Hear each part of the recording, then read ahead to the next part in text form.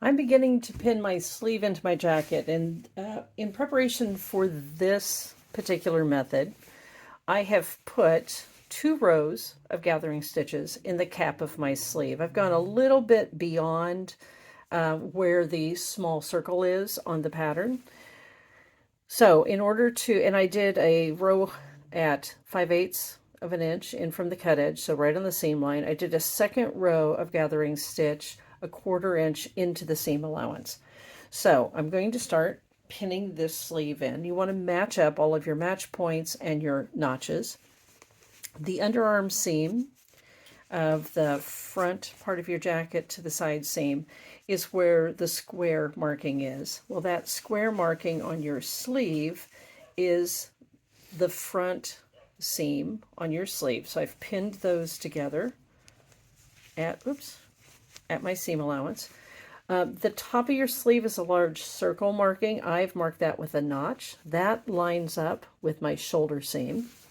So I do those 2 things first, just to kind of get everything set together. Then I'm going to come down here and find my single notches. I'm going to put my single notches together, and I'm pinning on the sleeve side. So I'm going to work my way up because it's smooth under the arm. You all know you've set sleeves in before, but it never hurts to talk about it a little bit more. And I'm going to pin up just to where my gathering stitches start. Then I'm going to go to the other side, and I'm going to pin under the arm, making sure, again, we're smooth under the arm. There's no need for gathers there. Put my notches together. Smooth this out down here.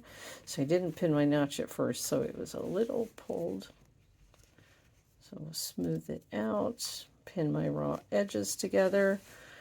And again, one of the things to note is that this seam line on your jacket, the back seam line on your jacket and the back seam on your sleeve do not line up.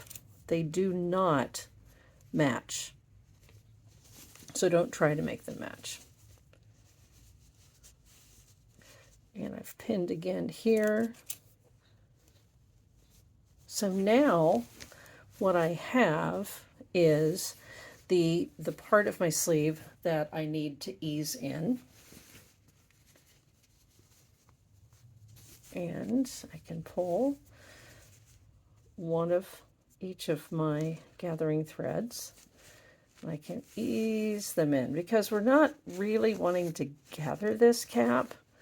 We're actually wanting to ease it in, which means it's going to fit in.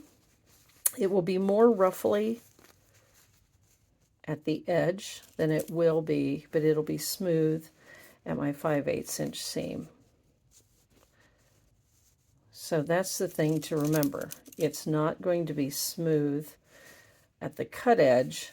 However, it will be smooth down here where I'm actually going to sew it. I'll do this. Ouch.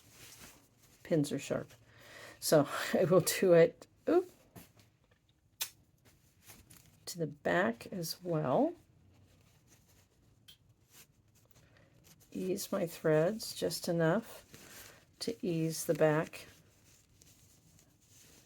of the cap into my sleeve. I'll ease it in. So I'm going to go over. This gives me a little more, So I make sure that this is pinned all around. Then I will take it over and I will sew my seam in, and I will sew at 5/8 of an inch. I sew with the sleeve side up because I like to see it. That's where all my excess fabric is, and I want to make sure that everything is going in nice and even, and I don't have any puckers. So I'm going to take this over to the machine and sew it in, and I will be back to show you the result. All right, I stitched my sleeve in. There were a couple places I had a little pucker here or there, and I went back, and instead of taking the entire sleeve out, I went back and I restitched in areas that I needed to fix. So the real test is that once you've stitched this, you want to turn it to the right side and look at your sleeve and see if you can find any little puckers, any places that it needs to. Is it smooth under the arm? You'll notice this is the back. It's hard to see on this fabric, but this is my seam, right? You can see my stay stitch line. This is my seam from my back to my side back, and this is my sleeve seam right here. They do not line up in the back, and they're not supposed to. Go by your markings. Go by your pattern markings. Don't try to line those particular seams up because they're not supposed to line up. In the front, what does line up is my underarm seam and my front to side front seam.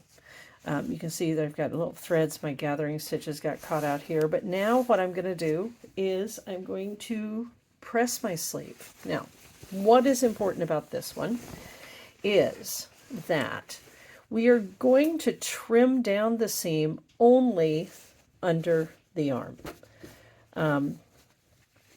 You can see there's the shape of my sleeve. There's my sleeve cap. We want to leave everything in the sleeve cap because it's going to be pressed out towards the sleeve and it gives the top of the sleeve support.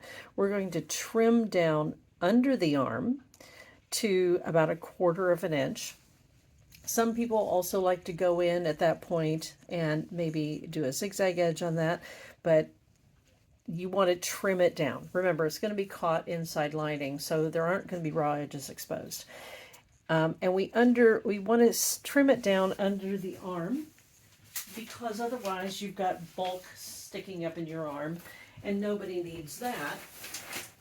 We show you on the pattern guide. I'll go down here. We've stitched the sleeve. You can stitch again.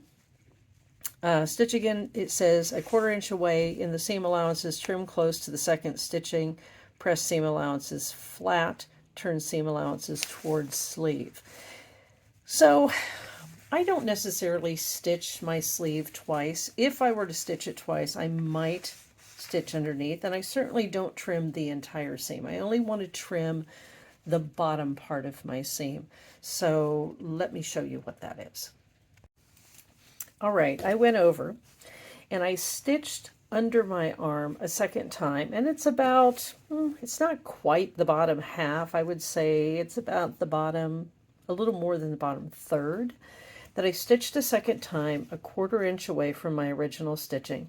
Then I trimmed really close, and I'll probably go back and trim it a little better, trim close to that stitching. But then I just cut it at a slight angle and left the rest of this. Now I'm going to try it on, and if I find that this is causing the front of my jacket to push forward, I may go ahead and stitch up a little bit higher and then trim it.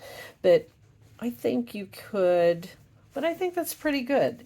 You'll know, try it on, see. What this does is when this gets pressed, it presses, it stays out towards the sleeve and supports the sleeve cap. When you press your sleeve, I strongly urge you to press it on your pressing ham. So when I go to press the sleeve from the outside, I want to put it this way, so it's hard to see.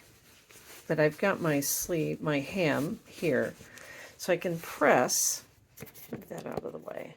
Here's my ham. I'm going to press this way so that I keep some roundness in the cap of my sleeve. If I press it down like that, I'm not going to press it flat. And I've got my sleeve, my ham standing up here. Let me put it this way. So here's my ham, right? And I can press my whole sleeve. I can press this direction. So what I'm pressing is my seam allowances out here. I can press up on this part. Now you don't want to press this from the other side. You want to press it from the right side. Use a press cloth as needed, because we want to press this curve into the sleeve head. So I'm holding my ham like this and put my sleeve on. It may work better this way. It depends on the size of your ham. But I want to press this out and shape this. So see how it does that kind of rounded thing? So there you go. That is one way, one method of putting your sleeve in without a sleeve header and using gathering stitches. Now I'm going to show you the other way, where I do an easing stitch and I ease a sleeve header into my sleeve, and then I will put it into my jacket.